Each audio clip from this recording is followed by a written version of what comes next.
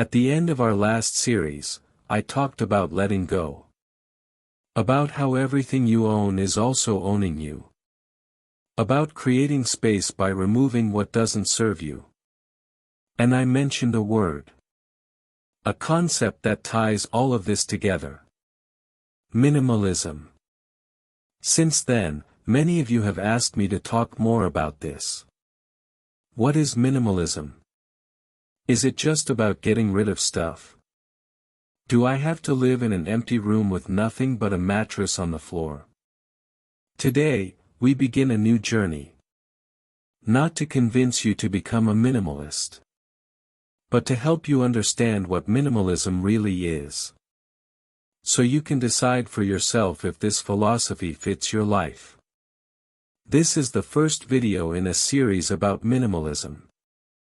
We'll explore what it is, why it matters, and how to practice it if you choose to.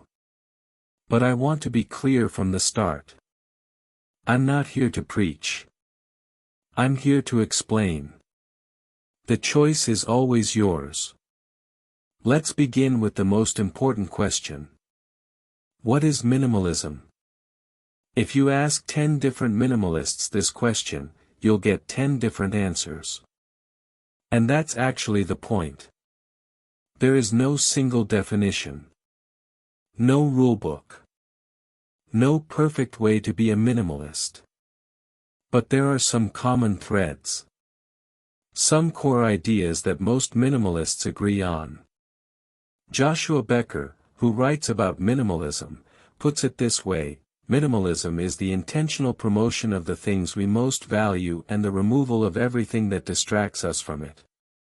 Read that again. Intentional promotion of what you value. Removal of what distracts you. It's not about having less for the sake of having less. It's about making space for what actually matters to you. The minimalists, Joshua Fields Milburn and Ryan Nicodemus, say it differently. Minimalism is a tool to rid yourself of life's excess in favor of focusing on what's important, so you can find happiness, fulfillment, and freedom. Notice the word tool. Minimalism is not the goal. It's the tool. The goal is happiness, fulfillment, freedom. Minimalism just helps you get there. So if I had to give you one simple definition, it would be this: minimalism is choosing to focus on what adds value to your life and letting go of what doesn't. That's it. Simple in concept, but powerful in practice. Now, let me tell you what minimalism is not. Because there are many misconceptions. Minimalism is not about living with less than 100 things. Some minimalists do this. Most don't. You don't have to count your possessions to be a minimalist. Minimalism is not about empty white rooms with no personality. That's a certain aesthetic style. It's not required. Your home can be warm, colorful, full of character, and still be minimalist. Minimalism is not about deprivation or sacrifice.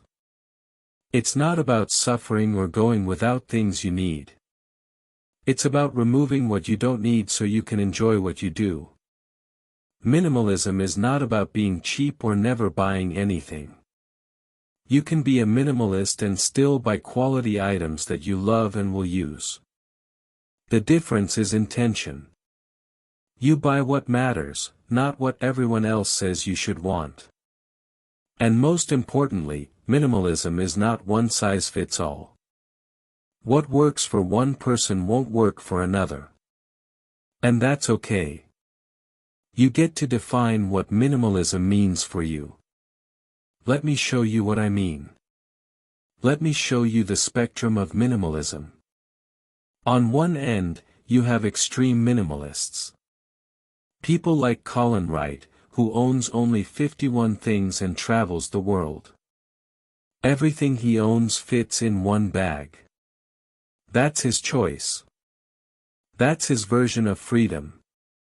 Then you have people like Leo Babauta. He's a minimalist. But he has a wife and 6 children. He lives in a regular house. He has a career. His minimalism looks very different from Colin's. But it's still minimalism. Joshua Becker is another example. He lives in a suburban house with his family. He has a career he enjoys. He's not living in a tiny home or traveling the world. But he's intentional about what he owns and what he does. That's his minimalism. And then you have Tammy Strobel, who lives in a tiny house and doesn't own a car. She chose that lifestyle because it fits her values. All of these people are minimalists. But their lives look completely different. Because minimalism is not about following rules.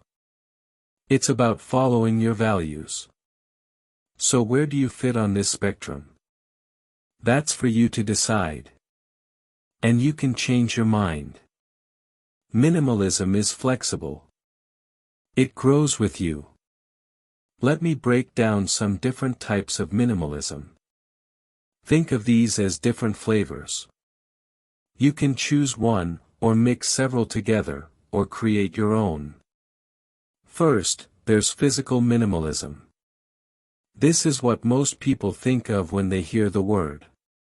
It's about decluttering your physical space.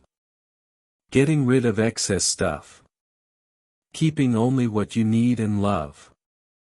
If you have a closet full of clothes you never wear, or a garage full of things you forgot you owned, physical minimalism helps with that. Second, there's digital minimalism. This is about your relationship with technology. How much time do you spend on your phone? On social media? Checking emails? Digital minimalism means being intentional with technology. Keeping apps that add value. Removing apps that waste time. Using tech as a tool, not letting it use you. Third, there's mental minimalism. This is the hardest type. It's about decluttering your mind. Letting go of worries you can't control. Releasing old stories that no longer serve you. Reducing mental noise so you can think clearly. Fourth, there's schedule minimalism. This is about your time and commitments. How full is your calendar? Are you overcommit? Schedule minimalism means saying no to things that drain you and yes to things that matter. Fifth, there's relationship minimalism. This might sound harsh, but it's about quality over quantity in friendships. Spending time with people who energize you, not people who drain you. It's not about being cold or cutting people off. It's about being intentional with your social energy. And sixth, there's financial minimalism. This is about spending intentionally. Not buying things you don't need. Not going into debt for stuff that doesn't matter. Saving money for what's truly important to you. You don't have to practice all of these. You can focus on one or two that speak to you. That's the beauty of minimalism.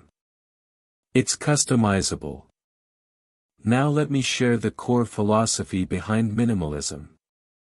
The principles that most minimalists agree on, regardless of their approach. Principle 1, Intention over accumulation. In our culture, we accumulate things without thinking. We buy because things are on sale. We accept gifts we don't want.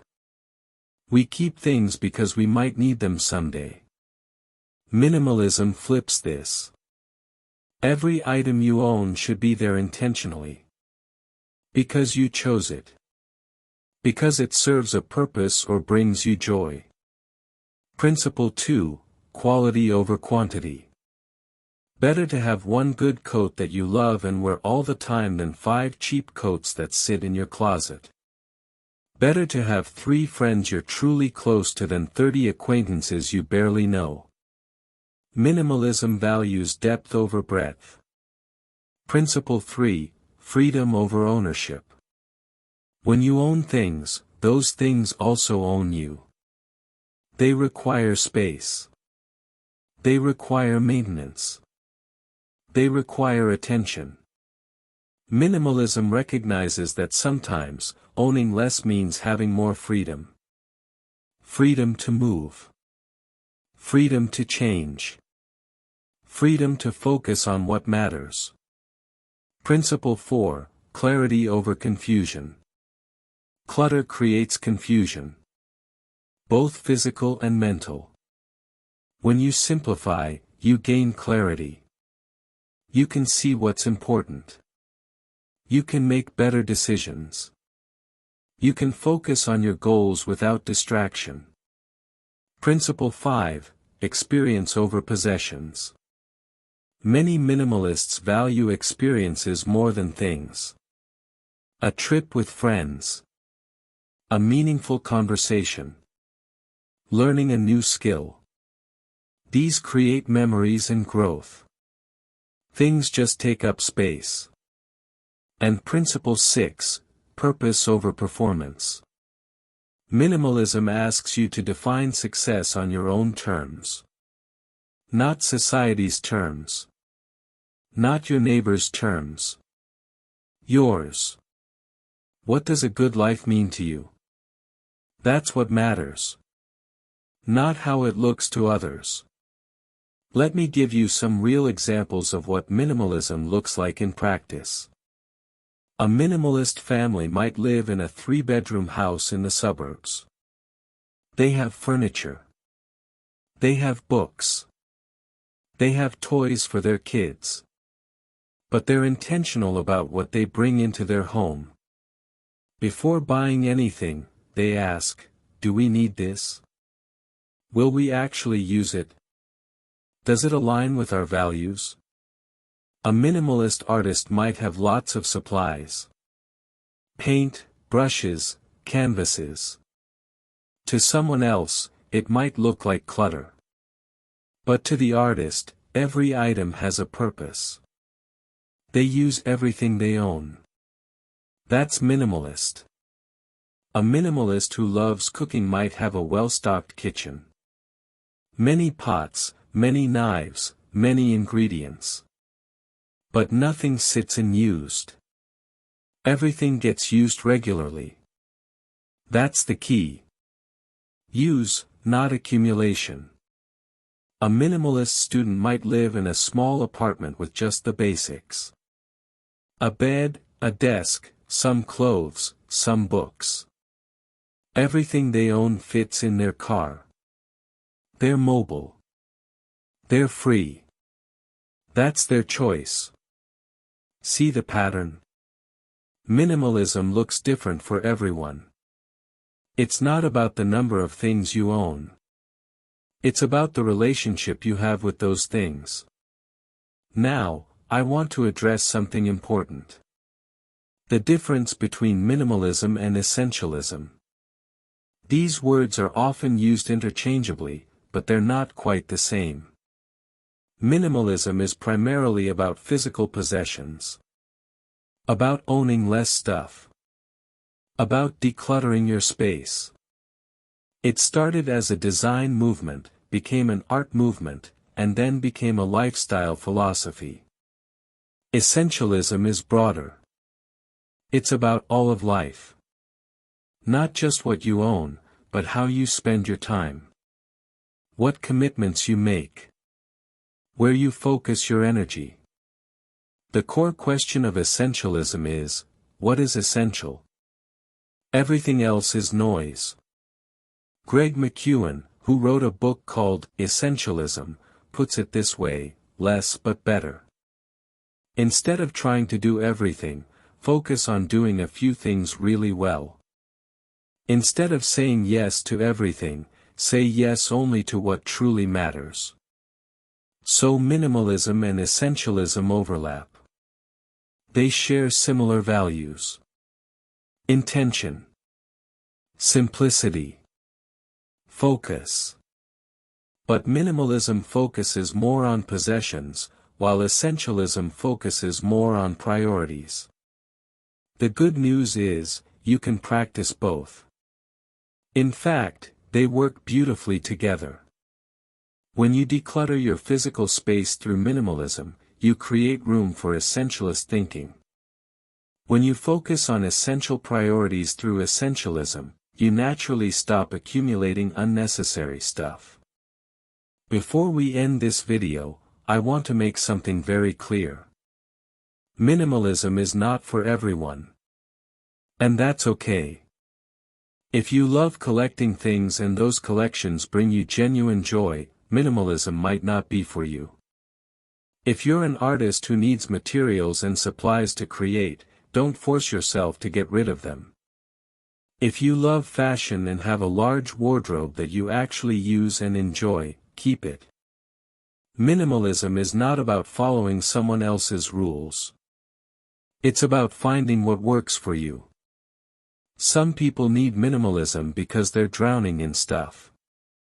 Because they're overwhelmed. Because they can't find peace in their own home. For those people, minimalism can be life-changing. Other people are naturally content with what they have. They don't accumulate excess. They don't feel burdened by their possessions. Those people might not need minimalism at all. And there are people in the middle. People who could benefit from some aspects of minimalism but not others. Maybe they need to declutter their home but their schedule is fine. Maybe they need digital minimalism but their physical space is already simple. The question you need to ask yourself is this: does minimalism align with the life I want to live? If you want more time, more freedom, more clarity, more peace, then minimalism might be a tool that helps you get there. If you're happy with your life as it is, if your possessions bring you joy and your schedule feels balanced, then you might not need minimalism. There's no right or wrong answer. There's only what's right for you. In the next video, we'll explore why minimalism matters. The benefits it can bring. But also the honest challenges and trade-offs. Because minimalism is not all sunshine and empty closets. It requires work. It requires change. And change is hard. But for now, I just want you to sit with this question: what does minimalism mean to me? Not what it means to someone else. Not what the internet says. What does it mean to you? Maybe it means getting rid of half your clothes. Maybe it means deleting social media apps. Maybe it means learning to say no more often. Maybe it means questioning why you buy what you buy. Or maybe minimalism isn't for you at all. And that's perfectly fine. The goal of this series is not to convert you. The goal is to give you information. To help you understand what minimalism is, why people practice it, and how to do it if you choose to. The rest is up to you. Thank you for starting this journey with me. Whether you decide minimalism is for you or not, I'm glad you're here. I'm glad you're thinking about these questions. Because asking questions is the first step to living intentionally. And living intentionally, that's something we can all benefit from, minimalist or not. See you in the next video, where we'll dive into the why. Why do people choose minimalism? What benefits does it bring? And what are the honest trade-offs? Until then, look around. Notice what you own. Notice how it makes you feel. And start thinking about what really matters to you. Because that's where minimalism begins. Not with getting rid of things. But with understanding what you value. See you soon. I hope this video brought you something meaningful. If you find it helpful, please like and share it with someone who may need it. Subscribe if you would like to hear more stories like this. Wishing you a calm and peaceful day.